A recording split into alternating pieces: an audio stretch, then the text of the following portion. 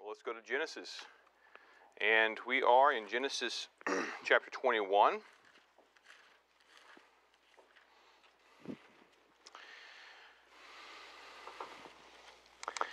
To understand a little bit about where we're at in the story, we've come to a critical point. And this is a sample of the storytelling that we have in the Old Testament. When there's a very, sometimes, not always, but sometimes when there's a very important moment in the story, there are offset parallel stories on either side of it to emphasize it. And if we really want to emphasize something as Westerners, modern Westerners, we'll probably just state it out at the front. This is what is important, and then explain why. Or if we're telling a story, depending on what kind of story we tell, if we're telling the story of the resolution of a great conflict, we'll start with that, and then show how it all comes out in the end. Or if we're telling a mystery story, and you've read mysteries, there's always a moment at the end where the detective unravels the whole shebang at the very end. Okay. But in ancient Near Eastern writing, and the way that they told stories, they had tended to put the most important part of the story right smack dab in the middle, and then layer it with parallel parts of the story.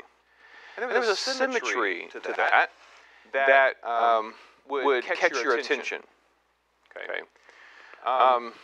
So here's a small portion of the example that we're in the middle of. And we're going to be reading in Genesis 21. But when we start reading in Genesis 21, we've just finished with the story of Abimelech and how Sarah, he took Sarah because Abraham said, "This is my sister," and he took her for one of his wives. But God protected her and kept Abimelech from her. And everything was resolved. And at the very end, we are told at the end of chapter 20 that God healed Abimelech and his wife and his maid so that they bore children, for the Lord had closed fast all the wombs of the household of Abimelech because of Sarah, Abraham's wife. And of course, this is a reminder to those who are listening to the story, Sarah too is barren. She needs healing as well. In fact, very next verse, very next chapter, that's exactly what happens, that God heals Sarah supernaturally, and he keeps his promise to her, and he opens Sarah's womb. So first of all, we have Abimelech and Abraham's wife, what happened there. The next part of the story is God opens Sarah's womb. And then the next part of the story is what happens in the rivalry between Sarah and Hagar. And things come to a critical moment at which Hagar and Ishmael are sent away, and only Sarah and Isaac remain with Abraham. And this clarifies that Isaac is the chosen one. He is the seed, not Ishmael. And that conflict is the center of all the parallel parts of the story. So after God opens Sarah's womb, does a miracle for her, which gives life to her womb and gives life to her son Isaac. The parallel story right just after is when Hagar's wandering around with Ishmael in the wilderness of Beersheba. She runs out of water, and she's thirsty. They're about to die. She leaves Ishmael underneath a little scrub bush, and she wanders off. She doesn't want to watch him die of thirst. And God does a miracle for Hagar. He opens her eyes to find a well, so that both of them can have water, so both of them can live. So God gave life to Sarah and her son. God gave life to Hagar and her son. He opened her womb. He opened her eyes. Parallel story. And the next thing we hear about is Abimelech and Abraham's well. Now we have another story about Abimelech. Come back up. And now Abimelech has not taken Abraham's wife, he's taken his well. And once again, knows nothing about it, how it all came about. And I noticed this pattern, but then I began to think about it more. I don't have room on the whiteboard. But just prior to Genesis 20 is really awful story, the end of the story of Lot after he's escaped from Sodom, and he and his daughters up on a mountain, and the story of how he ended up with his progeny up on the mountain with his daughters. And the chapter right after this one, after 21, is 22, and it's Abraham up on a mountain with his progeny. Right? Parallel stories. There's Lot up on a mountain and how he got his progeny. Here's Abraham up on a mountain and how he was willing to give up his. The question was, how was Lot ever going to have any progeny? Well, in a sinful way, he ended up with these children. But with Abraham, the test was, well, he trusts in God. What if he lays Isaac on the altar? What if Isaac dies? Well, Abraham believed God. That even if he killed Isaac, that God would bring him back to life. So it's Abraham on the mountain with his progeny. The story before Lot up on the mountain with his daughters is the story of how he dealt with the people in his area. His relations with the people around him in Sodom and Gomorrah. Remember, he was totally caught up with the sinners of Sodom and Gomorrah. And because of that, the judgment came, and his wife died. Lot's wife died. The story after Abraham's up on the mountain with his progeny is the story of when Abraham's wife died, and he has direct dealings with the people of the land, and how different his dealings were with the people of the land versus what Lot did. So there's a very large structure here in what has been preserved for us in the stories. We're not told everything, not every single story, not every single event that happened to Abraham was written down, but these were written for our instruction. These were written to stir up our faith. And there are so many parallel stories that all come down to the crux, to the core of this section of Genesis. And it's simply this. It's Isaac, not Ishmael. That's a very important truth.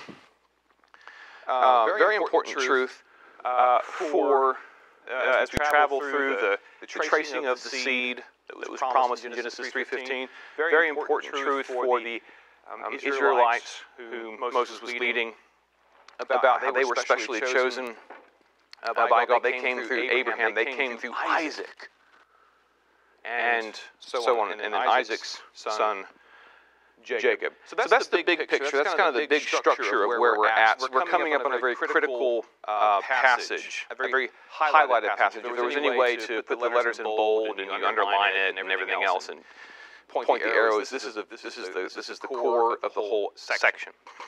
So I think it's helpful for us to know. Okay, I'm going to start reading in Genesis 21, beginning in verse 1.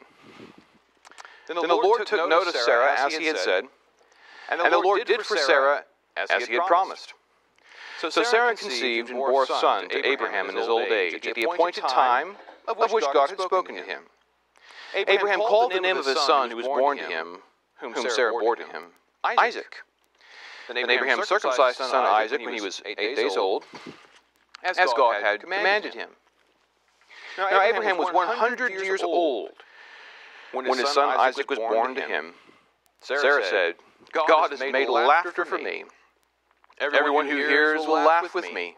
And she said, who would have said to Abraham that Sarah would nurse children, yet I have borne him a son in his old age. So we see this emphasis at the beginning of chapter 21 of the Lord doing exactly what he said. Do you see that? Just as he said, just as he promised, just as God had spoken, so he did. What an important lesson after all of this mess from Genesis 12 to Genesis 20, of all the ups and downs of Abraham and Sarah's life, all the things that they had tried, all the things that they had done, all the places that they have been, and finally, the thing that God had begun talking about 25 years earlier, he brings to pass. And when it seemed to be absolutely impossible, when it was assured that it was impossible. I think the other day, I think Becca told me about a woman who's 54 years old and she had triplets. Yeah, you said triplets, so. You know, and that's with all our modern science and everything else. A woman having a child when she is 90, this is definitely a miracle. God has done this in such a way that it cannot be understood as anything other than a miracle. And notice it was according to the appointed time that God had spoken. See, God promised to do it. He not only said he would do it, and it wasn't when he could get around to it, it wasn't when the events could possibly be fortuitous enough for him to pull it off, it was at the time he said it would be. So he's in complete control here. He accomplished it for his glory and for their good. And Abraham called the name of the son who was born to him, whom Sarah bore to him, hear the emphasis, Sarah's son, Isaac. Of course, that's what God told him to name him in chapter 17. And it was because Abraham laughed when he heard that it was not Ishmael, it was going to be through Sarah. He laughed. Sarah herself laughed the first time she heard of it. From the angel outside the tent, she laughed as well. As for the name, they give him the name Isaac, which means laughter. It's a name that testifies to the surprise, the shock, the turnabout of unbelief to joy. The laughter of unbelief became the laughter of joy. It testifies to the goodness of God, the miraculous power of God. And notice that after we see that God did as he said, as he promised, as he had spoken, then we see that Abraham obeys. He circumcised his son Isaac when he was 8 days old, as God had commanded him. Again, something else that God had spoken, but now Abraham's doing exactly as God had said for him to do. Abraham is involved with and in line with the spoken will of God, the plan that God is bringing about. Another emphasis on the miracle. Now, Abraham was 100 years old when his son Isaac was born to him. Sarah said, God has made laughter for me. Everyone who hears will laugh with me. Have you ever had a testimony? Can you believe what God did? And you want to share it. And of course, she was given a son, a living testimony of the goodness of God. And she said, who would have said to Abraham that Sarah would nurse children, yet I have borne him a son in his old age? You can just hear the joy. You can just sense the holy giddiness of this couple, especially of Sarah, as she is born a son at long last when she was 90 years old. Now, when we hearing this, they need to work in this way. And in fact, we see that he's been doing this unlikely. They need to hear that because they are very unlikely. And they are reminded by Moses, God did not say his love on you or choose you because you were more in number than any of the other people, but you were the fewest of all the people. You were the least of the nations that he could have possibly set his love on and chosen. But God delights in doing the impossible through the unlikely. And often the time frame will, of course, not be our time frame. And we see that in the end, that when God does what he said he would do, and he does it in the time that he has chosen, the testimony for his fame and his glory is at its maximal impact. What a story. What a story that Abraham and Sarah have to share. What a perfect name for this child who will be a living testimony of God's power. In verse 8, we read that the child grew and was weaned, and Abraham made a great feast on the day that Isaac was weaned. So the setting is this feast in honor of Isaac. It's a very special day in the life of the family. And the complications that Abraham and Sarah have brought into their life are about to bear grave consequences. Because Sarah saw, verse 9, Sarah saw the son of Hagar the Egyptian, whom she had borne to Abraham, mocking. That's a convoluted sentence, but it's getting all the back drama up to speed. The son of Hagar, the son of Hagar the Egyptian, okay, the person that they picked up in Egypt, the son that she had born to Abraham, he was mocking Isaac. He was mocking. He was play acting, and he was being disrespectful, and he was. You may imagine how he may feel. After all, he's the firstborn in his understanding, and his mother's understanding, he's the firstborn. Yet they're having this big celebration for this second-born child, and so he's mocking. Verse 10, therefore she said to Abraham, drive out this maid and her son, for the son of this maid shall not be an heir with my son Isaac.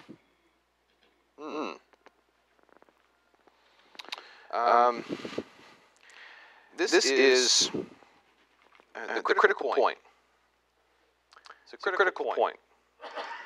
It's not the son that was born to Abraham through the scheming of Abraham and Sarah. It was not the son that they tried to produce because they were being impatient with God's timing. It wasn't the son of human effort that was going to be the heir. It was going to be the son of divine gifting. Paul makes a lot out of this in Galatians. And points out that even as the son that was of human effort was driven away and said, no, he will not be heir with son Isaac. There will be no mixture of the two together. Only the son that was of the divine power of God, of the pure grace of God. This is the only son who's going to remain with us. Even so, Paul says, we have to drive out the so-called gospel of works, that which is of human effort. This gospel cannot abide with the gospel of grace alone. And he uses it as a very strong analogy to upbraid the Galatians for tolerating a gospel of works, allowing that to foment in their churches. This will be driven out. There's no peace between the two.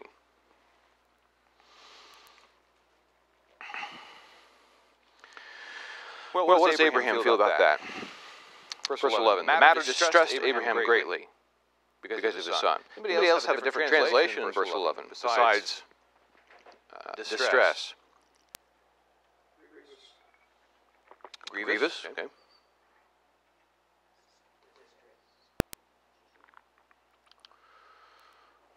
Such a polite word. Abraham was not polite. He lost his temper. That's what it means. It's in a very strong, very strong in the Hebrew. He lost his temper. He got mad. He got angry. Couldn't abide this to be so. As you may imagine. But this is the way. This is the inevitable consequence of Abraham and Sarah deciding that they would have a child through Hagar. Bad idea. This is the inevitable consequence of an inevitable conflict between the two. You can't have both. It's either going to be one or the other. And the conflict between doing things our way and doing things God's way was forged what happened in the garden. And God promised there would be conflict between the seed of the serpent and the seed of the woman. He promised there would be conflict. It's no great surprise that Ishmael is mocking Isaac. It's no great surprise. There's conflict. There's a fight. There is a grave and irreconcilable contrast between those. And so Ishmael is to be cast out. But God said to Abraham, do not be distressed because of the lad and your maid. Whatever, for through Isaac your descendant shall be named. God says this is to be a split, for there to be a divorce between these two sides, Hagar and Ishmael must leave, so that there's no confusion, so that there's clarity about Isaac. Through Isaac your descendants shall be named. So critical verse in verse 10, critical verse in verse 12. And again, this is of utmost interest for the original audience, the nation of Israel, as they're listening to their own origin story. How was it that we came about? How was it that we were set apart as a distinct and peculiar nation of God's own people? How did that happen?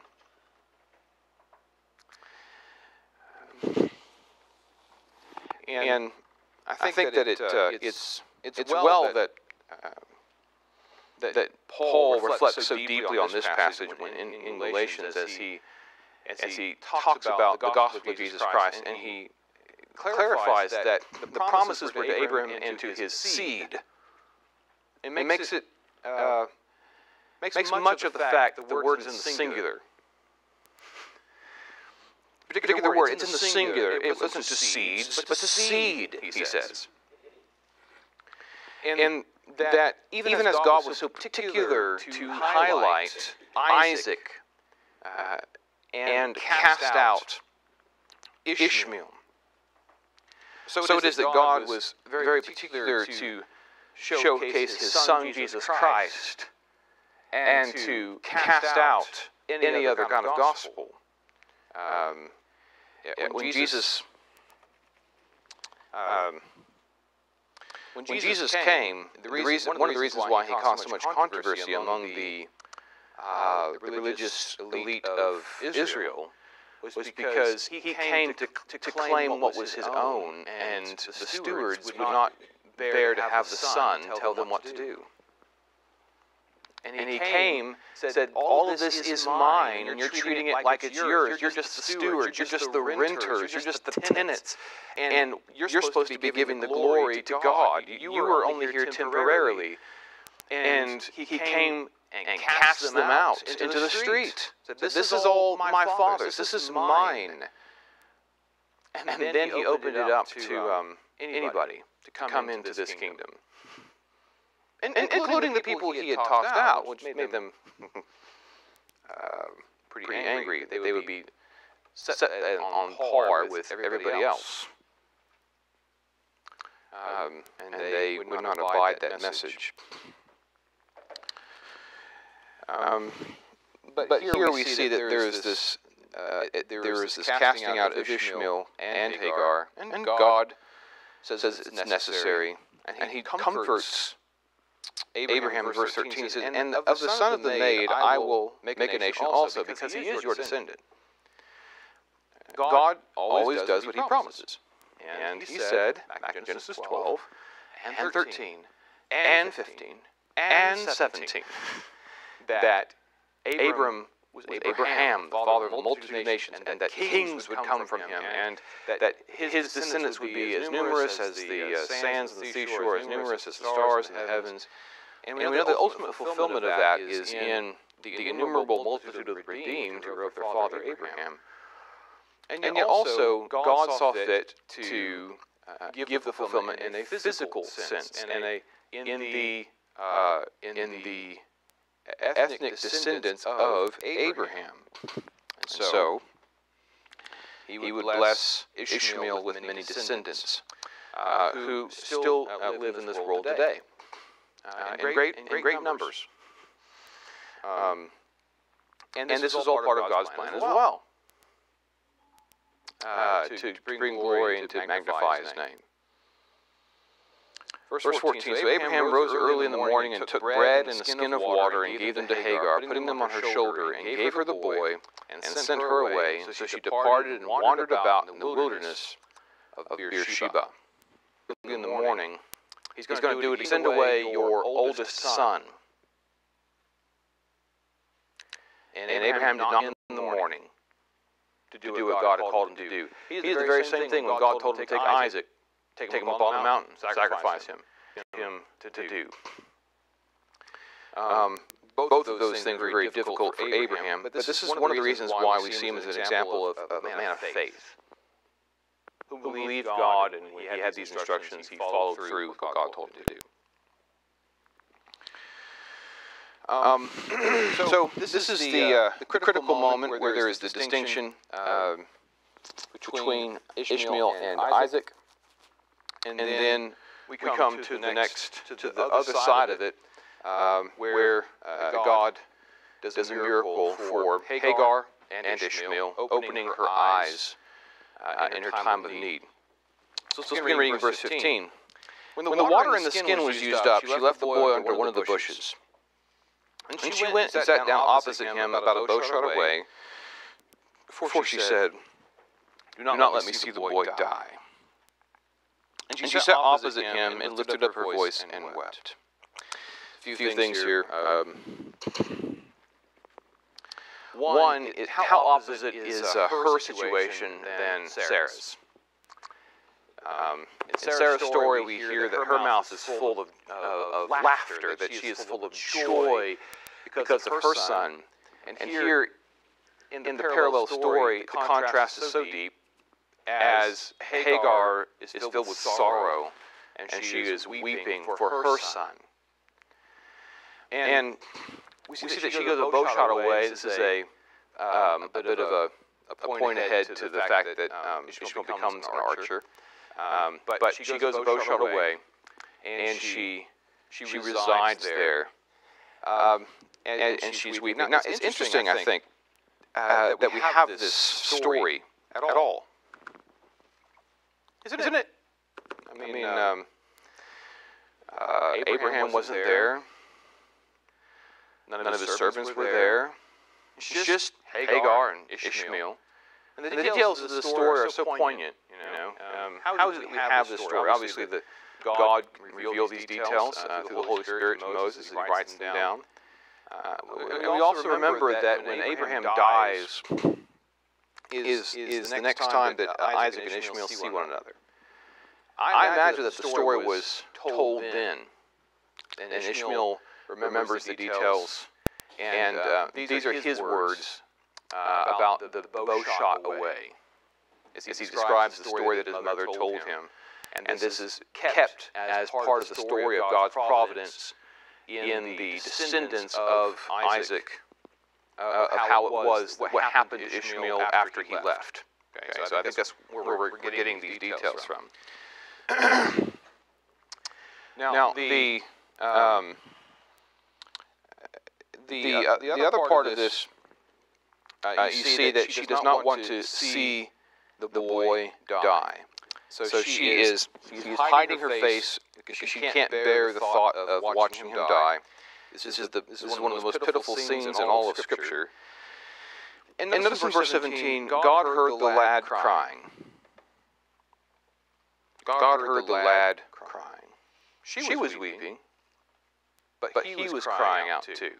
We see the mercy and the compassion of God. And the angel of God called to Hagar from heaven and said to her, "What is the matter with you, Hagar? Do not fear. For God has heard the voice of the lad where he is." The first time Hagar encounters God, the angel of the Lord, she is confronted with the God who sees, El Roi. And here is the God who hears. What grace to be shown who God is the God who sees and the God who hears. And this too, I think, is preparatory for us and our understanding of God incarnate of Christ, a God who sees and a God who hears, a God who is compassionate, God who comes to those who are in grave need. And he says, "Do not fear, for God has heard the voice of the lad where he is. Arise, lift up the lad, and hold him by the hand, for I will make a great nation of him." And God opened her eyes, and she saw a well of water. She went and filled the skin with water and gave the lad a drink. God was with the lad, and he grew, and he lived in the wilderness and became an archer. He lived in the wilderness of Paran, and his mother took a wife for him from the land of Egypt.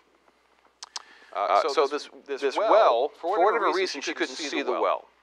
She couldn't see the well. She didn't know where it was. She couldn't find it. she must have had some idea that there was water in the area. You don't just strike out in some random direction. She was heading south. She was heading back to Egypt, where she was from. There were well-known traveled areas. This is wilderness, but there were areas you knew where to walk, where to travel. And there would be wells or oases that people knew about. But just her and her son, obviously, they must have gotten off course, or she was just not able to find the place where she was supposed to get the next draught of water. You couldn't carry that much water with you because of the weight issue. So she knew there was a well somewhere. She couldn't find it, though. Didn't know where it was. And God revealed the well to her so that she and her son did not die, but they were able to get what they needed and survived. So it's a miracle of God. He opens her eyes and gives water to her and her son, gives them life. And then we come to the last part of the story, where we have Abimelech once again. Now it came about at that time that Abimelech and Phicol, the commander of his army, spoke to Abraham, saying, God is with you in all that you do. Now therefore swear to me here by God that you will not deal falsely with me, or with my offspring, or with my posterity, but according to the kindness that I have shown to you, you shall show to me, and to the land in which you have sojourned. And Abraham said, I swear it. Abraham, of course, God is progressively working out his promises in Abraham's life. He's becoming a great, mighty man in the land. We'll see by chapter 23 how well respected Abraham is, how powerful his name is amongst the people of the land. And Abimelech has already had dealings with Abraham because of Sarah, and he knows what kind of God Abraham serves. And Abimelech is just trying to make sure that all of the people in his area, that he is aligned with them in a prosperous and positive way. He's trying to be the best king that he could be. And Abraham's willing to be in alliance with Abimelech, especially now that Abimelech and his leaders fear the Lord, at least at some levels. We talked about last time. They had no fear of the Lord, but now they do. But notice what Abraham complains about, number 25, verse 25. But Abraham complained to Abimelech because of the well of water which the servants of Abimelech had seized. And Abimelech said, I do not know who has done this thing. You did not tell me, nor did I hear of it until today. This is Abimelech's standard answer to everything. I had no idea what was going on. I didn't do anything wrong. Why blame me? So Abimelech's really good at that. These lines are well rehearsed. But it sounds exactly like what happened with Sarah. I didn't know she was his wife. No one told me. They didn't tell me. It's almost the exact same kind of thing. I think that when you read these stories out loud, you're supposed to, clown a little bit with Abimelech's voice. The children, with their parents listening to the story there in Israel, would have probably been chuckling at Abimelech. Here we go again. So Abraham does something interesting. He takes sheep and oxen, and he gave them to Abimelech. So last time Abimelech gave him stuff, now Abraham's giving Abimelech stuff. And the two of them made a covenant. Then Abraham set 7 ewe lambs of the flock by themselves. Abimelech said to Abraham, what do these 7 ewe lambs mean that you have set them by themselves? He said, you shall take these 7 ewe lambs from my hand, so that it may be a witness to me that I dug this well. Therefore, they called that place Beersheba, because there the two of them took an oath. Beersheba is the combination of oath-taking and the word for 7. So 7 ewe lambs, it's a 7-fold oath. It wasn't just one lamb that Abraham gave to, it was 7 of them. And so the 7-fold oath takes place here, and because Abraham went, this is my well, I dug it, quit calling it your own. And maybe Abimelech would give the 7 ewe lambs to the servants who are trying to take possession of the well, and say, look, stop with the well, here's a lamb, we'll call it even. But you can see how critical water is in this wilderness region. Verse 31, therefore they called the place Beersheba, because there the two of them took an oath. So they made a covenant at Beersheba, and Abimelech and Phicol, the commander of his army, arose and returned to the land of the Philistines. See, they're a Philistine group. Now, Abraham planted a tamarisk tree at Beersheba. There he called on the name of the Lord, the everlasting God, and Abraham sojourned in the land of the Philistines for many days. So there's a few things here that we can take note of. I think one of them is the way in which Abraham deals with Abimelech and Phicol.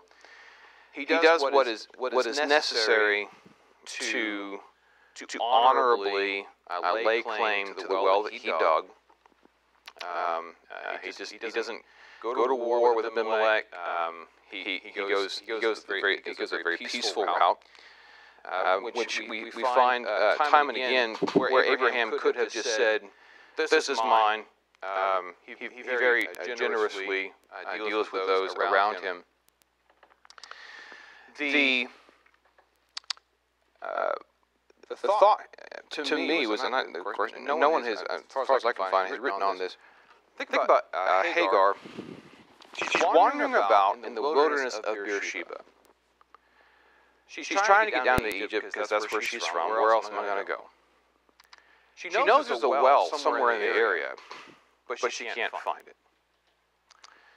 It was a common practice for nomads or sojourners that they would cover up the wells to hide them. Okay.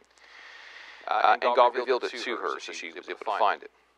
But it says she was in Beersheba, the wilderness of Beersheba, when she needed this well.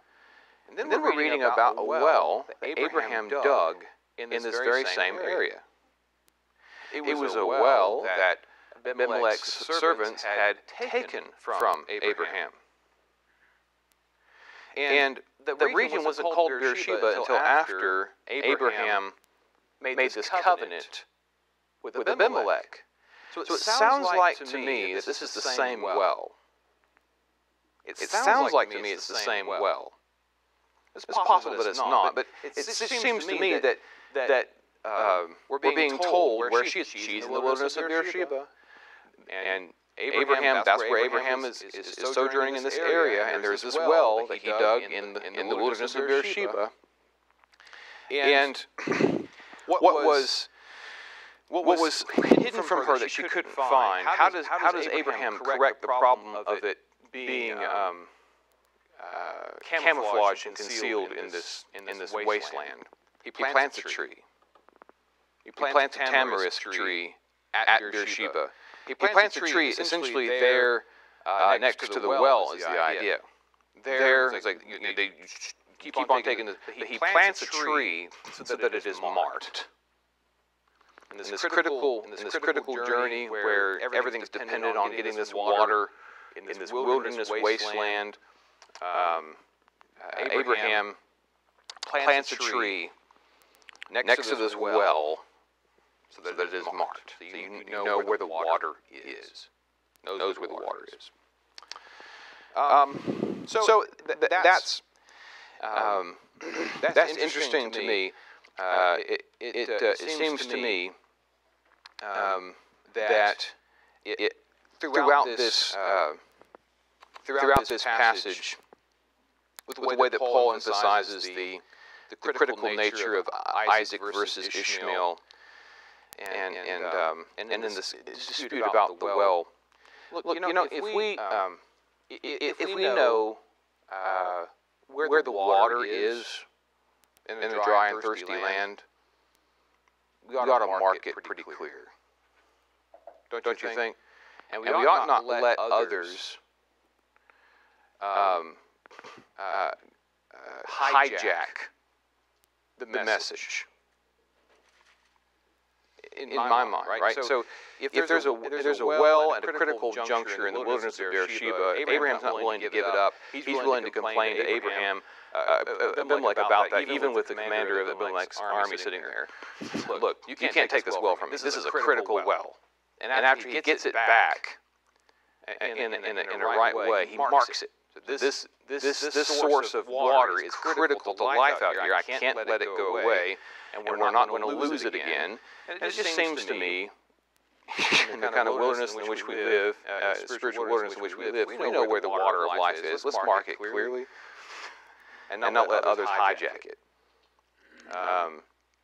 Which I think is just kind of an analogy of principles here. So. Any questions or thoughts before we close? I think this 7 commands and all of that indicates that Abraham just doesn't quite trust Abimelech.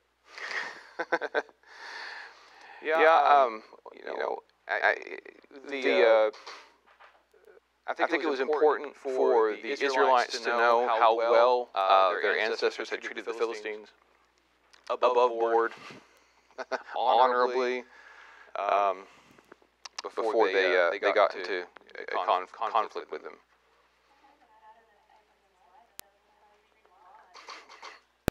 Yes.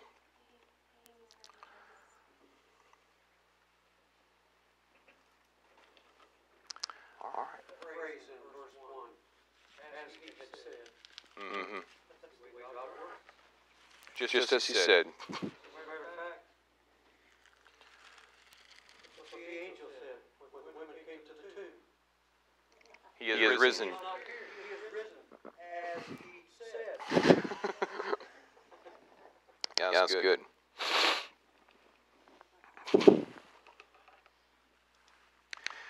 Well, let's close by singing the doxology.